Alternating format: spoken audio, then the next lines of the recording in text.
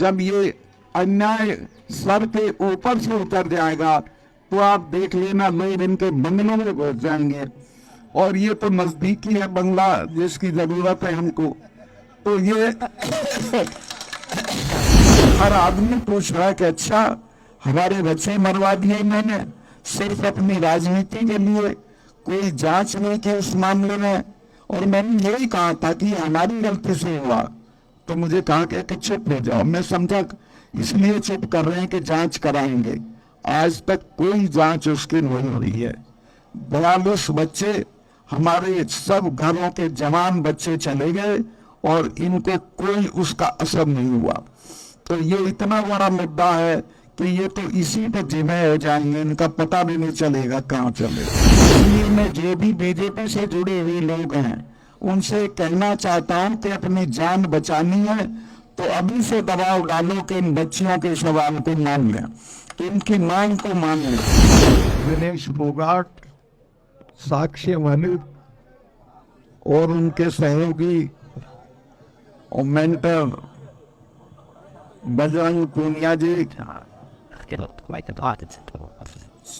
360 के चौधरी और तमाम इलाके के बुजुर्गों, चौधरियों, सम्मानित जनों, ये लड़ाई जिस शक्ल में आगे बढ़नी चाहिए थी उस शक्ल में आगे बढ़ रही है।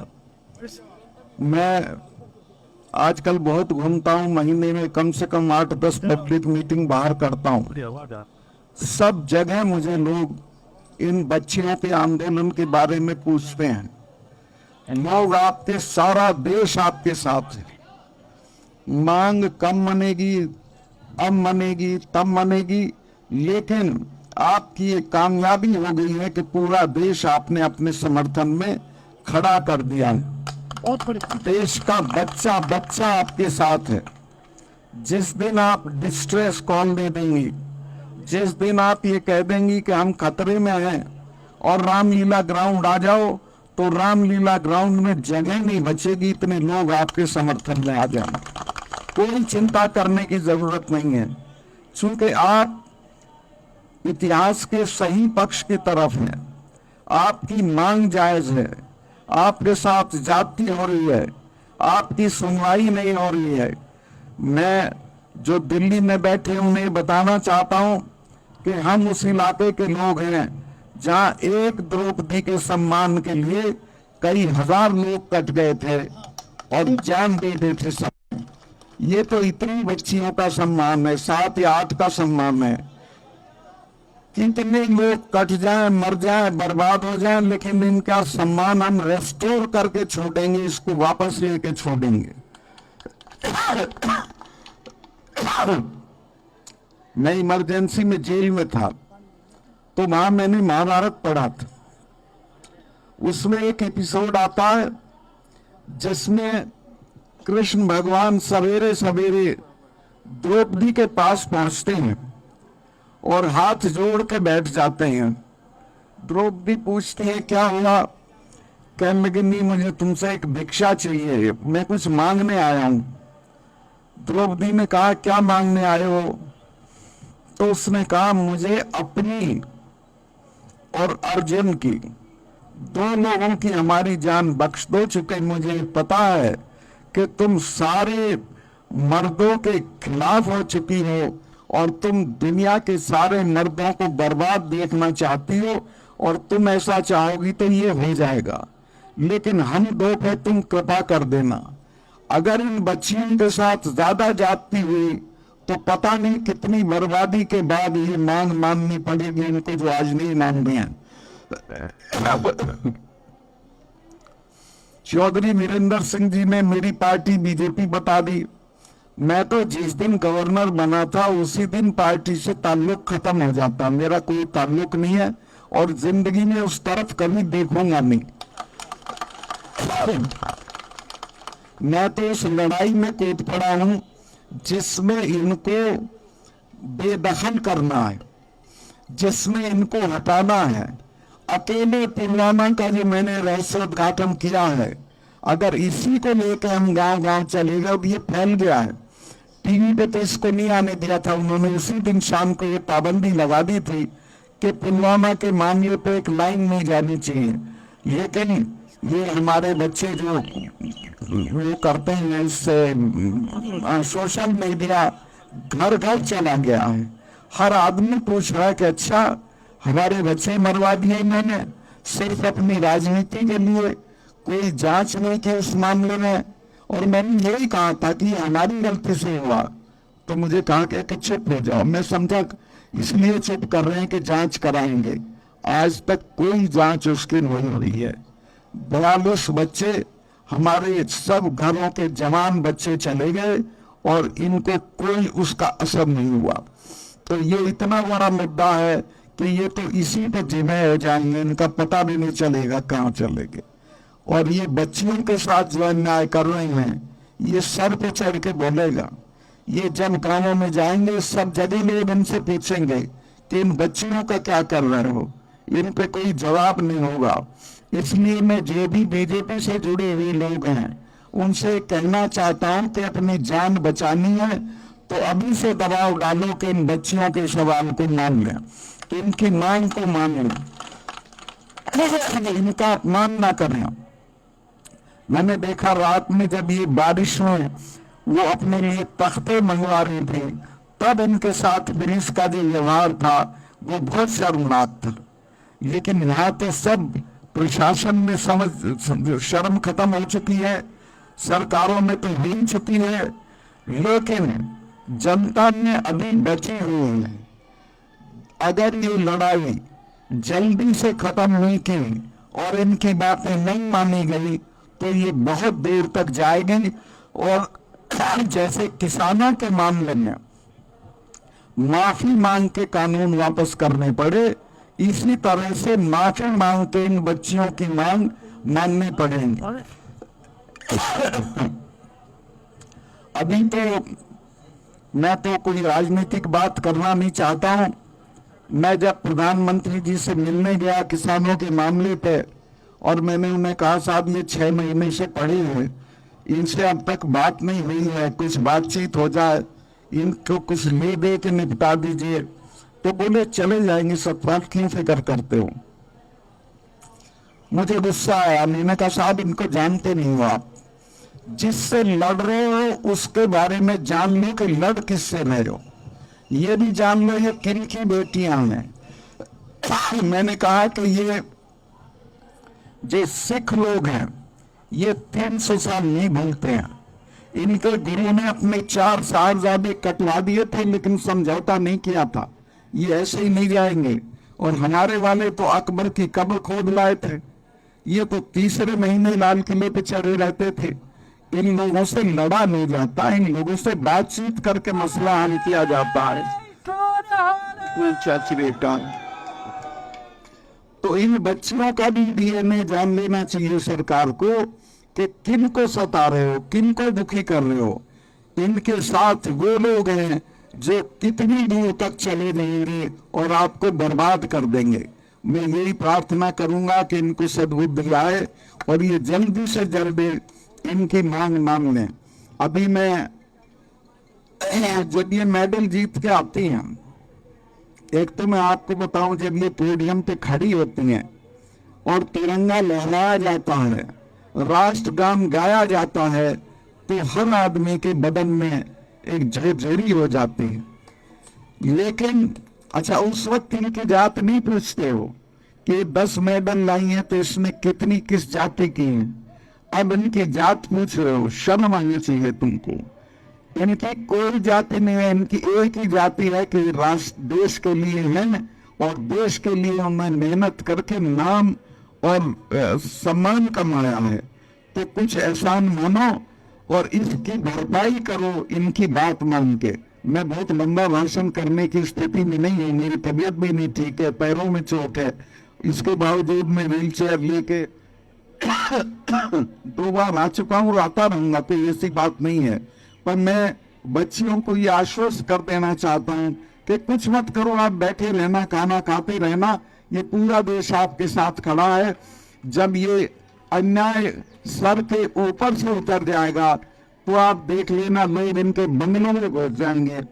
और ये तो नजदीकी है बंगला जिसकी जरूरत है हमको, तो ये दिल्ली छोड़ के भाग जाएंगे। तो मैं अंत में आपको बच्चियों को आश्वस्त करता हूं कि किसी किसी की कोई जरूरत हो, मैं वीरेंद्र सिंह जी, हम पूरी तरह आपके साथ हैं और कोई फिक्र करने की जरूरत नहीं है। और चौधरी साहबान, आप सारा दिन पास पीटते हो, उससे बेहतर है वहां आके बैठ जाया करो और वही ना जाए, आप भी अपने लोगों कह दो, ठीक है? अच्छा सर, ये ठीक है, धन्यवाद, बहुत बहुत बहुत मेहरबानी। और हम इस प्रोटेस्ट को इंटरनेशनल भी लेके जाएंगे। जो बाहर के ओलंपियंस हैं, ओलंपिक चैंपियंस हैं, उनको भी हम लेटर लिखेंगे कि वो भी लेटर लिख के हमारा समर्थन दें इसमें। क्योंकि हमें ऐसे फील हो रहा है कि हमारा जो ये प्रोटेस्ट है इसको बिल्कुल बीतने का काम किया जा रहा है, बिल्कुल जेल में तब्दील करने की कोशिश की जा रही है।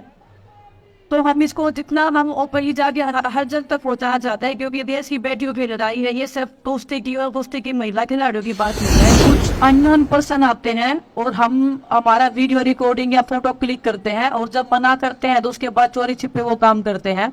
तो सीधा सीधा मतलब कि हमको स्टॉकिंग किया जा रहा है और सोने की भी कोशिश की गई है। यहाँ पे महिलाएं भेजी जा रही हैं। आग और लड़ाई जितनी जल्दी बुझ जाए उतने ठीक होती है, वरना नुकसान ज्यादा होता है। तो या तो सरकार मान जाए और वरना फिर विनाश काल की पीड़ित बुद्धि, फिर कोई कर भी क्या सकता है। सब लोग न्याय मांग रहे हैं देश के प्रधानमंत्री जी से, क्योंकि ताकत उन्हीं के पास है ना, देश की सरकार से। और उन सब लोगों से जो चुप बैठे उनसे भी सवाल पूछने की अपनी बारी का इंतजार कर रहे हो क्या? प्रेस कॉन्फ्रेंस पीछे हमारी बच्चियों की है, इसमें मेरा बोलना बहुत नहीं है। मैं सिर्फ इतना कहना चाहता हूँ कि चंद्रशेखर जी ये घोषणा करेंगे कि ये लगातार इस लड़ाई में यहीं रहेंगे, ताकि जो जाति वाला दाग हमारे लगाया जाता है ये बिल्कुल ठेठ जाए। सभी को मेरा नमस्कार। सबसे पहले तो हमने एक फ़ोन नंबर बनाया है। जो हमारी भारत की बेटियों को इस लड़ाई में समर्थन देना चाहता है वो इस नंबर पर मिस कॉल करे। नंबर है 9053903100। मैं एक बार फिर से रिपीट कर रही हूँ, 9053903100। आप इस पर मिस कॉल देख के हमारा समर्थन कर सकते हैं। और आप सभी मीडिया वाले जो है शुरुआत से बहुत सपोर्ट कर रहे हैं, हमारा बहुत साथ दे रहे हैं। मेरा आप सबसे ये भी रिक्वेस्ट है कि आप लोग यहाँ रात को भी रुकने की कोशिश करें, क्योंकि कल भी जो है कुछ मतलब हमारा धरना खराब करने की कोशिश की गई। जैसा पिछली बार हुआ था जब हम बैटिंग लेके आ रहे थे, तब आपने सपोर्ट किया था, समर्थन दिया था, पूरे देश में हमारी बात आई थी। ऐसी अगर कुछ घटना होती है तो आप हमारे साथ रहो और पूरे देश में हमारी बातें पहुँचाओ। और हम इस प्रोटेस्ट को इंटरनेशनल भी लेके जाएंगे। जो बाहर के ओलंपियंस हैं, ओलंपिक चैंपियंस हैं, उनको भी हम लेटर लिखेंगे कि वो भी लेटर लिख के हमारा समर्थन दें इसमें। हम सिर्फ प्रोटेस्ट साइट पे इधर ही बैठ के, जंतर मंतर पे ही बैठ के सिर्फ हमारा प्रोटेस्ट को आगे नहीं बढ़ाएंगे। हम यहाँ से जंतर मंतर से बाहर जाके भी हम अपना प्रोटेस्ट को बढ़ाने का काम करेंगे, क्योंकि हमें ऐसे फील हो रहा है कि हमारा जो ये प्रोटेस्ट है इसको बिल्कुल बीतने का काम किया जा रहा है, बिल्कुल जेल में तब्दील करने की कोशिश की जा रही है। तो हम इसको जितना हम ऊपर जाके हर जन तक पहुँचाया जाता है, क्योंकि देश की बेटियों की लड़ाई है। ये सिर्फ कुश्ती की और कुश्ती की महिला खिलाड़ियों की बात नहीं है। ये हर उस स्पोर्ट्स पर्सन की आवाज़ है, ये हर उस महिला की आवाज़ है जो अलग अलग क्षेत्रों में अपना काम करती हैं और जिनके साथ में शोषण होता है यार है, जो अपनी आवाज़ को उठा नहीं पाई है। तो आज का जो हमारे प्रोग्राम है, आप कनॉट पीएस में जाएंगे और जितने भी लोग हैं हम सब के सामने अपना प्रोटेस्ट है उसकी बातें रखेंगे कि हमारे साथ में ऐसे हो रहा है और हमारी इस न्याय की लड़ाई में हमारा साथ दीजिए। हम दिल्ली के अलग अलग संगठनों के से भी बातचीत कर रहे हैं, उनके संपर्क में भी हैं। और आने वाले टाइम में 21 तारीख का हमने हमारे बड़े बुजुर्गों ने कॉल दिया है। अगर तब तक कुछ फैसला नहीं होता है तो उसके बाद हम कोई बड़ी कॉल ले सकते हैं। तो दिल्ली के महिला संगठन है या छात्र संगठन है, जितने भी संगठन है, किसान संगठन है, सबसे आप कॉन्टैक्ट में हैं और बड़ी कॉल हम ले सकते हैं 21 तारीख के बाद में। आज जाएंगे जी, टाइम 6 PM जाएंगे। और कल हमने आप सब लोगों के साथ में अनाउंसमेंट किया था कि जिला स्तर पे जो हमने मुख्य सचिवालय के सामने जो ज्ञापन देना था, वो हम चाहते हैं कि राष्ट्रपति जी के नाम, प्रधानमंत्री जी के नाम और गृह मंत्री जी के नाम पे वो ज्ञापन जाना चाहिए। और हम हर एक संगठन से, हर एक नागरिक से जो देश अपने देश में रहता है, जो महिलाओं का इज्जत और सम्मान इस लड़ाई में हमारा समर्थन करना चाहता है, जिस लड़ाई में भागीदारी देना चाहता है, तो वो अपने अपने जिला मुख्यालय के सामने जाए और कल एक ज्ञापन सौंपे देश के प्रधानमंत्री जी और गृह मंत्री जी और देश की राष्ट्रपति जी के नाम पे। तो हम सभी आपसे ये रिक्वेस्ट करते हैं। धन्यवाद।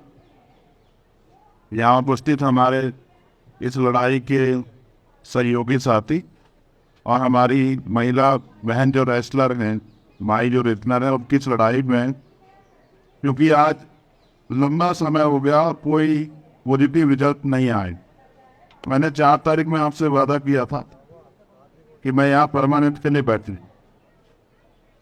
मैं जबान दे के फुलता नहीं हूँ। बाबा साहब अम्बेडकर ने भी कहा कि किसी भी देश की तरक्की का पैमाना मैं उस देश की महिलाओं की तरक्की को मानता हूँ। जिस देश में उस देश की बेटियां जिन्होंने नाम रोशन किया उनके साथ अन्याय हो, तो मेरे जैसे भाई घर नहीं बैठ सकते। वो जिन हालातों में यहाँ हैं, उन्हीं हालातों में उसी बिना सुविधाओं के हम लोग इस आंदोलन को लड़ेंगे। और जब तक हम लोग नहीं जीतेंगे तब तक ये आंदोलन हमारा यहीं से इसी स्थल से जारी रहे। और मैं अपने सभी साथियों से कहूँगा, मैं इसलिए चुपचाप आया कि फिर, क्योंकि मेरा मकसद दिखावा करना नहीं है। अगर कोई दिखावा जोर डाला गया तो पुलिस के लोग बाहर ही रोक लेते। अब मैं आ गया हूँ, तो जो मुझसे प्यार करने वाले वो भी आ जाएंगे। तो मुझे उम्मीद है कल के बाद जो है यहाँ एक मेला लगेगा, उस मेले को देखने के लिए बहुत लोग आएंगे।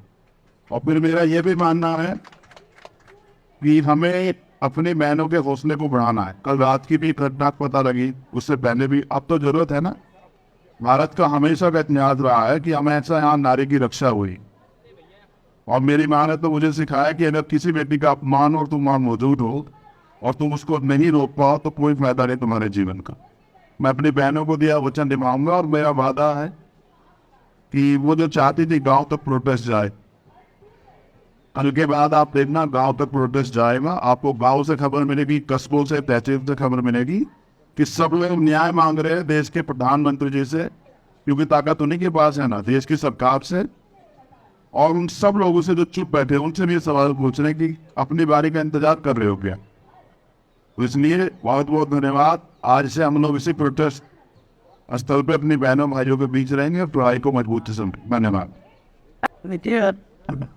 मालिक साहब ने जो अपना आचरण या भी बातें कही, और हम हमारे साथी चंद्रशेखर जी और हमारे जो हरियाणा में किसान यूनियन के अध्यक्ष जी, क्योंकि मैं ऐसे गुलाम सिंह और भी हो सकते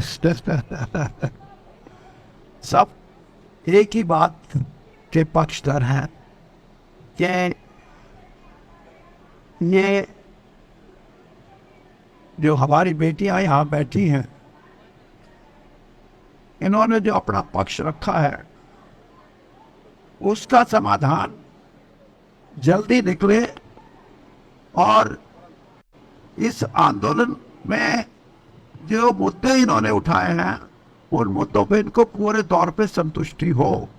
अगर संतुष्टि नहीं है तो उसके कई कारण हैं, और सबसे बड़ा कारण ये है कि कोई ये गलत फहमी लेके ना चले कि इस आंदोलन की प्रकाष्ठा वो नहीं होगी जो किसान आंदोलन की हुई थी। मैं इस बात का पक्षधर हूँ और मैंने ये बात समझी है कि ये युवाओं की लड़ाई है।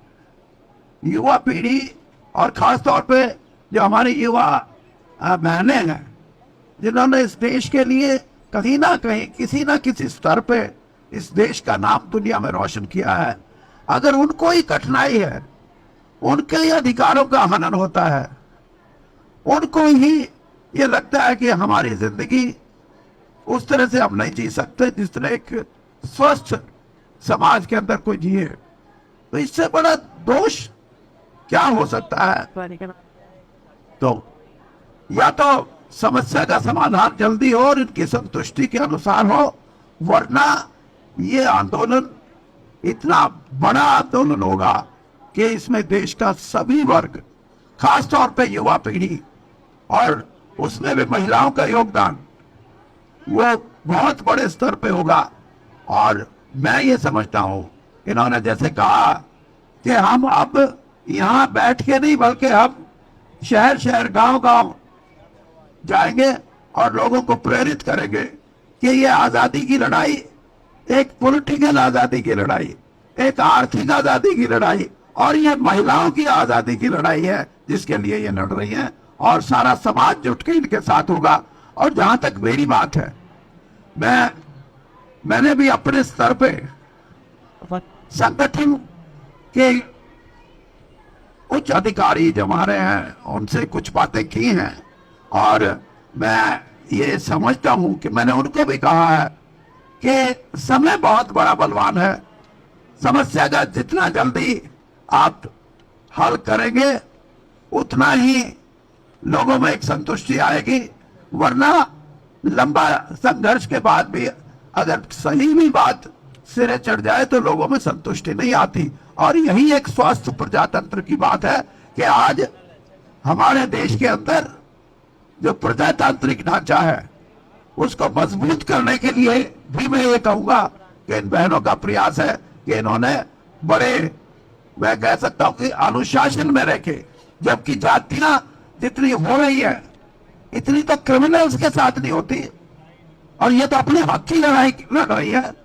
तो आपसे मैं ये समझता हूं कि जहां तक ये लड़ाई जाएगी इस देश का युवा इकट्ठा होगा और एक क्रांतिकारी बात, जैसे मैंने कहा कि ये सामाजिक आजादी की, महिलाओं की सामाजिक आजादी की लड़ाई होगी और इसमें हम, मैं और मेरे सभी साथी इनके साथ हैं और पूरे तौर पे साथ रहेंगे। हमें किसी की परवाह नहीं है।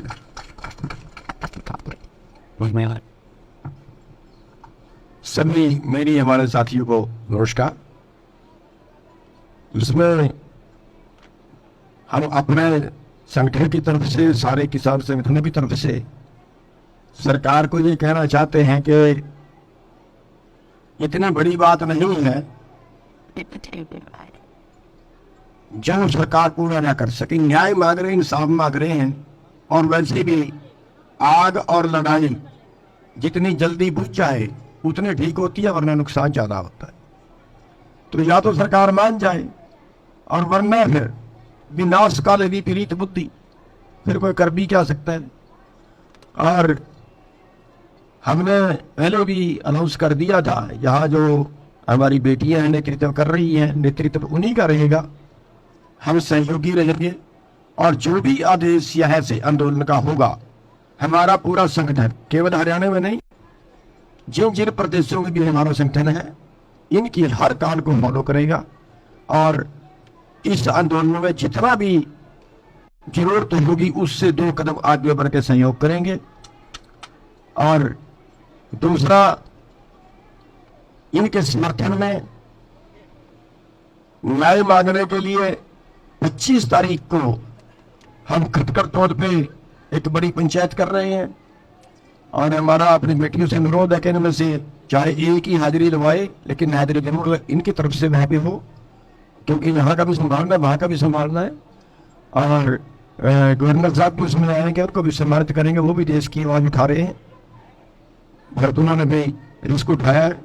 और 4 तारीख को उनके सम्मेलन में उनको आज इस आंदोलन को और दार देने के लिए मुंडमाना में, सोनीपत जिले में मुंडमाना में वहां पे एक बड़ी पंचायत कर रहे हैं जिसमें इस आंदोलन को और आगे बढ़ाने के लिए ताकत छुपाई जाएगी। तो जहां भी हमारी जरूरत होगी इस आंदोलन में हम हर तरह का साथ सहयोग करेंगे, चाहे उसमें कुर्बानी अभी के बाद देनी पड़े, सबका धन्यवाद। कुछ अननोन पर्सन आते हैं और हम हमारा वीडियो रिकॉर्डिंग या फोटो क्लिक करते हैं और जब मना करते हैं तो उसके बाद चोरी छिपे वो काम करते हैं। तो सीधा सीधा मतलब कि हमको स्टॉकिंग किया जा रहा है और सोने की भी कोशिश की गई है। यहाँ पे महिलाएं भेजी जा रही हैं अंदर जिनको हम जानते नहीं है रात को भी, जिससे हमारा कोई भी जो प्रोटेक्शन जो ये चल रहा है, जितने भी लोग हैं, जिससे कुछ भी मतलब ऐसी चीजें नहीं करवाने की कोशिश की जा रही है जो हम नहीं चाहते हैं इस आंदोलन को या इस इस सच्चाई की लड़ाई को खराब करने की। होती है, लेकिन वो भी जिम्मेदारी लेने को रेडी नहीं होते कि आप हमने खड़ा कर रखा है, वो उसके ऊपर जिम्मेदारी डाल देता है, वो उसके ऊपर डाल देता है, लेकिन कोई भी रिस्पॉन्सिबिलिटी लेने को रेडी नहीं होते हैं। जितने लोग भी हमारे समर्थन में, हमारी इस लड़ाई में, और मैं आप सबसे एक रिक्वेस्ट करूंगी कि इसको एक आंदोलन ना बोले, इसको एक लड़ाई बोले, सच्चाई की लड़ाई, महिलाओं के सम्मान की लड़ाई, हमारे हक की लड़ाई। उसको हम हर एक स्तर पे लड़ेंगे, लड़ते आए हैं और लड़ते रहेंगे जब तक हमें हमारा हक नहीं मिल जाता है। हम देश की लड़कियों को वो हक नहीं मिल जाता जिसको वो डिजर्व करते हैं, जिसकी उनको एक कामना है कि हमारा जीवन ऐसा होना चाहिए। और ये जो लड़ाई है वो एक ऐसी, हम ऐसे लड़ेंगे कि जैसे एक आज़ादी की लड़ाई हो, बड़े स्तर की ये लड़ाई होगी और आज़ादी की तरह बिल्कुल ये लड़ाई लड़ेंगे, इसमें कोई संदेह नहीं है। और आप सबका सहयोग और समर्थन उसमें चाहिए, क्योंकि ये जन जन की लड़ाई है। आपके घर में भी बहन बेटियां हैं, हमारी भी बहन बेटियां हैं, हमारी भी बहनें हैं जो पूरे देश में हैं और जो चाहती हैं कि उनको भी न्याय मिले। तो आप सबसे सहयोग और समर्थन की हम आशा करते हैं, उम्मीद करते हैं। धन्यवाद।